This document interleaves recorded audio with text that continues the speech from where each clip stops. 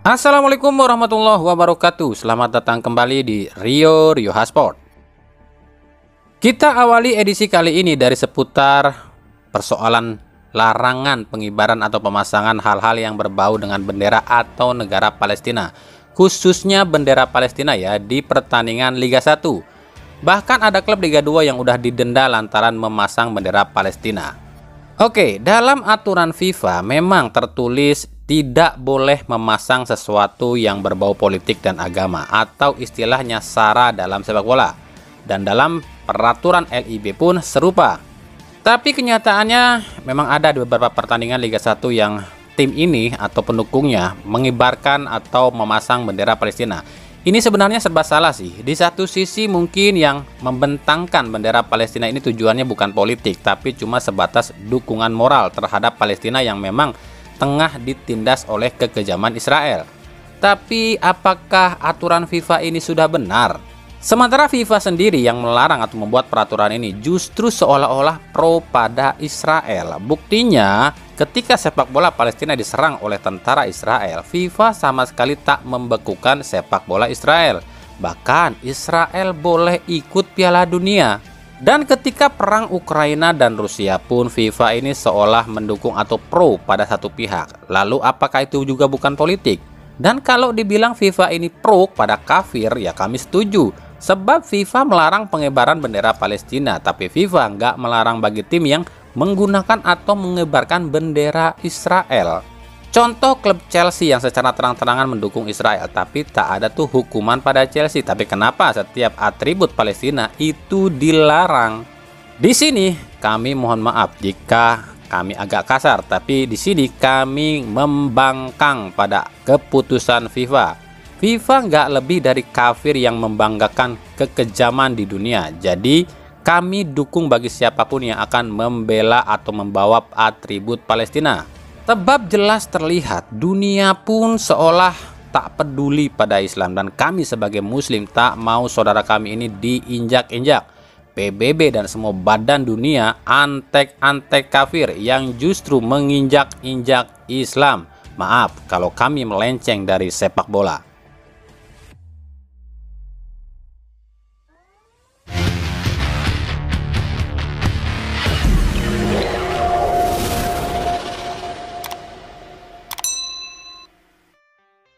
Dari timnas Indonesia sempat dikabarkan cedera punggung dan harus absen selama 1 bulan lebih. Dan ini dikabarkan oleh klubnya ya, Ipswich Town. Ternyata pemain Indonesia satu-satunya di Liga Inggris, Elkan Bagot, ditampilkan bersama klubnya. Bahkan pencetak 1 gol saat lawan Fulham di ajang Piala Liga Inggris atau Carabao Cup.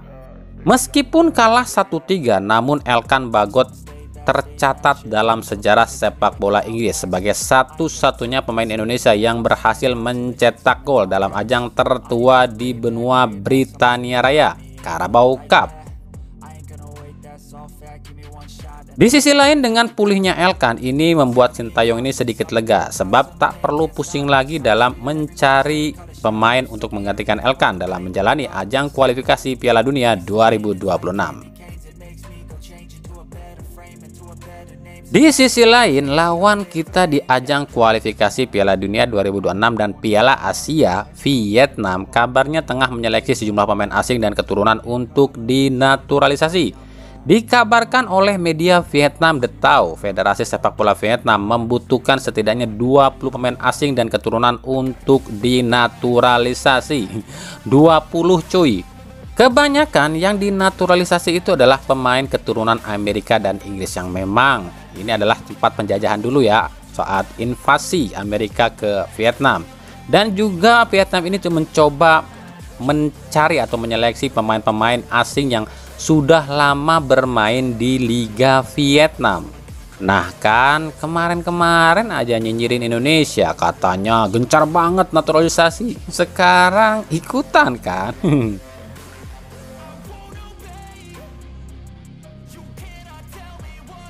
Sementara itu, datangnya mantan pemain AS Roma asal Belgia keturunan Indonesia, Raja Nainggolan ke Indonesia, menimbulkan rumor di kalangan pecinta sepak bola dan sejumlah akun gosip. Banyak yang mengaitkan jika Nainggolan akan main di klub Indonesia, sebab saat ini Nainggolan tanpa klub. Padahal Nainggolan ke Indonesia itu atas permintaan Ketum PSSI Erick Thohir sebagai tamu kehormatan dan brand ambassador yang akan memperkenalkan Piala Dunia U17 ke mancanegara. Sebab Nainggolan ini pernah tampil beberapa kali bersama timnas Belgia di ajang Piala Dunia.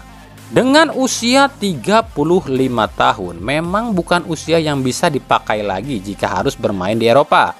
Tapi untuk ukuran Asia, usia 35 masih layak bermain. Nah, pertanyaannya adalah klub mana yang cocok untuk Nainggolan di Indonesia? Tentu saja menurut kami adalah Bali United. Kenapa demikian? Sebab kita tahu Bali United ini di tangan Stefanus Cugura terkenal dengan julukan The Old School alias generasi tua. Bisa saja Bali United melepas salah satu pemain asingnya dan menggantinya dengan Nainggolan. Apalagi harga Nainggolan nggak terlalu mahal, cuma 8 miliar aja yang otomatis gajinya pun hampir setara dengan pemain lokal Indonesia. Dari Madura United, kekalahan atas Persib Bandung nampaknya benar-benar jadi pukulan telak bagi pelatih Madura, Maurizio Sousa. Diketahui baru-baru ini Sousa meminta pada manajemen Madura United untuk mendatangkan pemain baru di jendela transfer ini. Ini unik sebab sebelumnya baik pihak manajemen dan pihak pelatih sendiri sudah sepakat tak akan ada belanja pemain di jendela transfer ini. Tapi entah kenapa saat kalah dari Persib, Sousa mendadak ingin datangkan pemain baru. Tapi nampaknya keinginan Sousa ini akan sulit terpenuhi sebab keuangan Madura United tengah goyah menyusul sang bos utama resmi ditetapkan sebagai tersangka kasus korupsi BTS Kominfo sebesar 40 miliar rupiah. Aduh, kok bisa kebetulan gitu ya? Padahal kemarin-kemarin kalah sama tim lain pun adem ayem aja tuh. Kenapa giliran kalah sama Persib jadi amburadul? Mana pas banget lagi, pas bosnya diciduk aparat lagi. Ya mudah-mudahan aja ada jalan keluarnya ya. Pelatih bisa dapatkan pemain dan pemain pun nggak terkena imbas atas kasus yang menjerat Ahsanul Kossasi.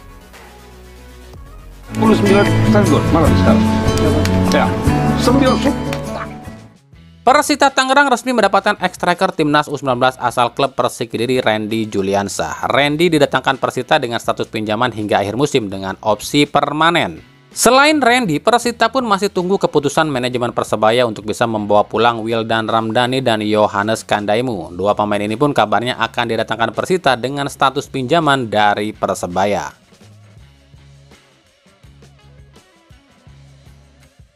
Rans Nusantara FC kabarnya tengah ajukan pinjaman pada PSM Makassar untuk bisa memboyong gelandang gaek Rizky Pelu. Selain Rizky Pelu, Rans pun kabarnya akan meminjam striker PSS Sleman Sadam Ghaffar.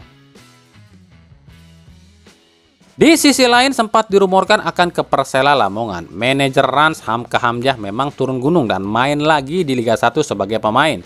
Tapi dalam keterangannya Hamka menyebutkan dirinya akan jadi slot pemain Rans. Sebab ada beberapa pemain Rans yang akan absen seperti Angelo Meneses yang pulang ke negaranya selama 2 bulan, Maruoka yang pulang ke Jepang selama 1 bulan, dan beberapa pemain lain yang cedera.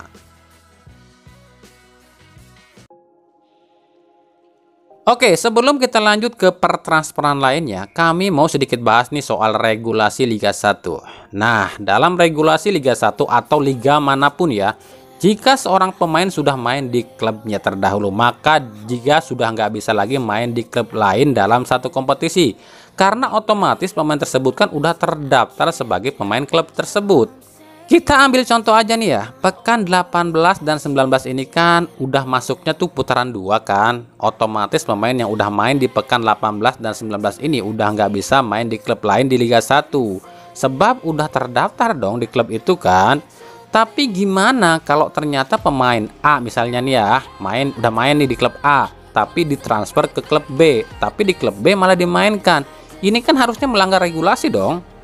Ya emang sejauh ini belum terlihat tim Liga 1 yang langgar regulasi ini. Dan kita akan tunggu nih, apakah ada tim yang akan melanggar seperti ini. Nah, ini ada kaitannya dengan pemain Persib Putu Gede dan Rezaldi Hehanussa yang rumornya, ingat kami bilang rumornya lu ya, ingin dipinjam oleh Bayangkara FC. Kemarin waktu kami upload berita hal ini ya, kami dibilang goblok loh, dan dibilang kami ini sotoy soal Putu Gede yang mau dipinjam Bayangkara FC.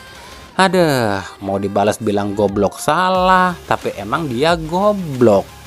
Kan kami bilang rumor, dan bukan kami aja yang bilang ini, udah rame di akun-akun bola lain juga. Nah, yang goblok siapa? Kami atau dia? Makanya di sini kami jelaskan, dalam aturan resmi atau regulasi resmi seharusnya Putu Gede dan Rezaldi Hehanussa udah nggak bisa dipinjamkan ke klub lain di Liga 1. Sebab baik Putu maupun Rezaldi udah main di pekan 18, yang artinya udah terdaftar di Persib dong di putaran 2 ini. Dan kalau ini sampai terjadi, Putu Gede dan Rezaldi dipinjamkan ke Bayangkara FC dan dimainkan sama Bayangkara FC, ini yang salah siapa? Kan gitu. Di sini kami nggak bilang loh Putu dan Rezaldi ini ke Bayangkara FC loh. Kami bilang Bayangkara FC ini minat sama Putu dan Rezaldi, dan itu kenyataannya. Dan kami bilang seandainya ini terjadi, dan menurut kami ini salah dan udah nggak bisa, paham? Dan kemarin ada yang nanya, terus siapa aja bang pemain Persib yang akan pergi atau dilepas? Kami jawab ya, kami nggak tahu. Kalau soal rumor sih udah banyak, tapi kembali kami katakan, kalau rumor itu jangan terlalu dipercaya. Yang pasti gini deh, kalaupun Persib meminjamkan pemain atau melepas pemain ke tim Liga 1, yang pasti itu pemain belum pernah ditampilkan di pekan 18 loh ya. Banyak banget tuh, ada Fitrul, ada Reki, Jupe, Zalnando, Ajis, Ferdi, Febri, Rian, Ansori, Sato, Dado, dan Klok. Tapi bukan berarti nama-nama ini akan dilepas, sebab yang tahu itu cuma pelatih dan manajemen. Paham nggak tuh?